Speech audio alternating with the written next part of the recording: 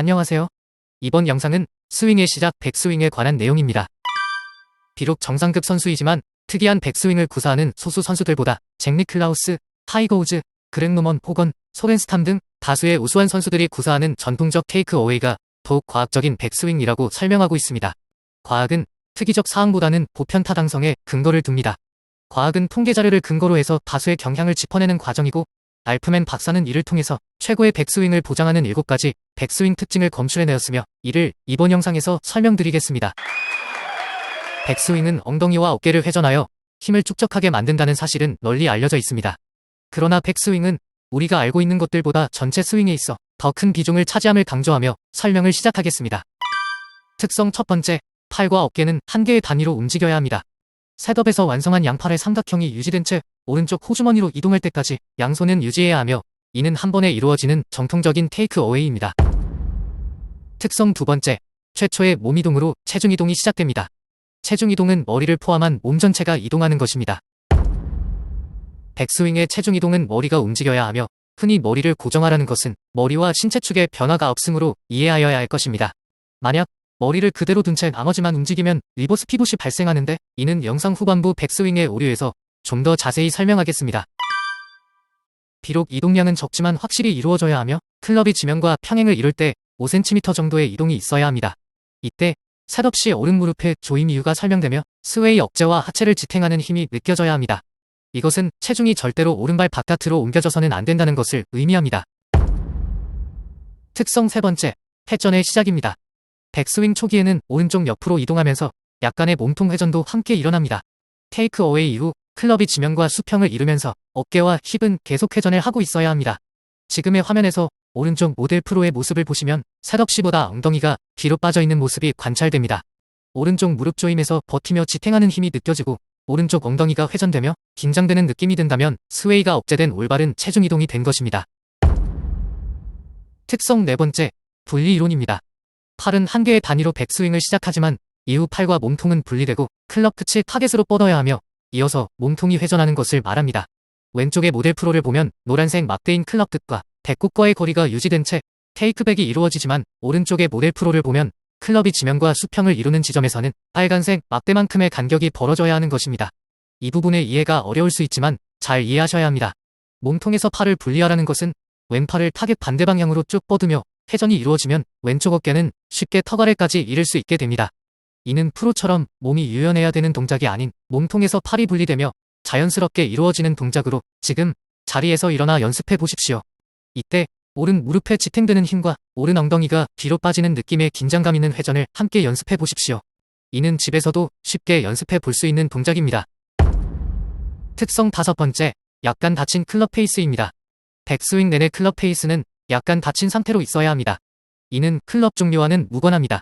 이렇게 닫힌 클럽 페이스는 그립 때문에 일어나는 현상이며, 손으로 클럽을 조작하는 것이 아닙니다.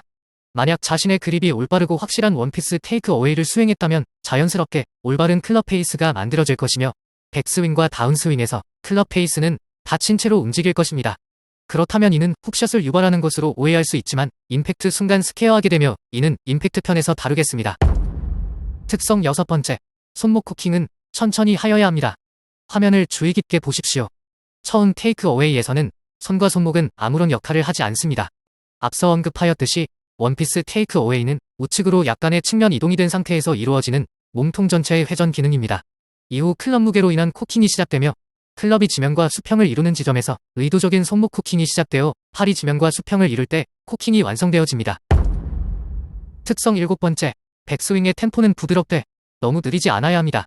2초간의 전체 스윙에서 백스윙 속도는 1초가 채 되지 않는 0.9초를 적절한 시간으로 봅니다. 스윙은 아무리 천천히 해도 지나치지 않다라는 격언은 옳지 않습니다. 대부분의 아마추어 골퍼들의 스윙 속도에서 오는 오류는 대부분이 너무나 느린 스윙 때문입니다.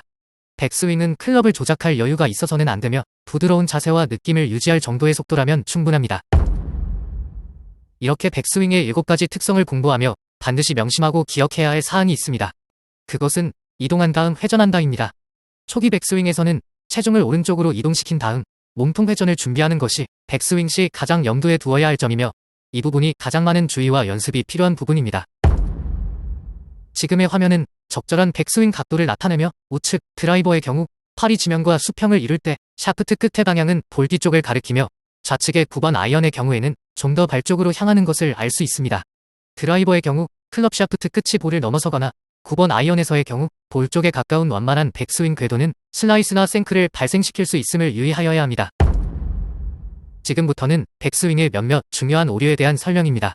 좌측의 모델 프로는 완전한 체중 이동이 되었지만 가운데의 학생은 머리만 이동하고 하체가 남아 이동이 없거나 너무 느린 이동으로 비거리 손실을 가져옵니다. 우측의 학생은 머리를 둔 채로 하체만 이동하는 리버스 피봇이 발생하여 심각한 스윙 오류를 일으키게 됩니다. 리버스 피봇은 아마추어의 가장 흔한 치명적 오류로서 지나친 스웨이를 방지하기 위해 머리를 고정해야 한다는 상식에서 비롯된 오류입니다. 체중 이동의 연습 방법으로 오른쪽 엉덩이 5cm 옆에 피칭 샤프트를 힙으로 살짝 때린 후 밀지 않고 회전하는 방법이 있으나 의자와 같은 가구를 이용하여 집에서 연습하는 것이 현실적일 것입니다.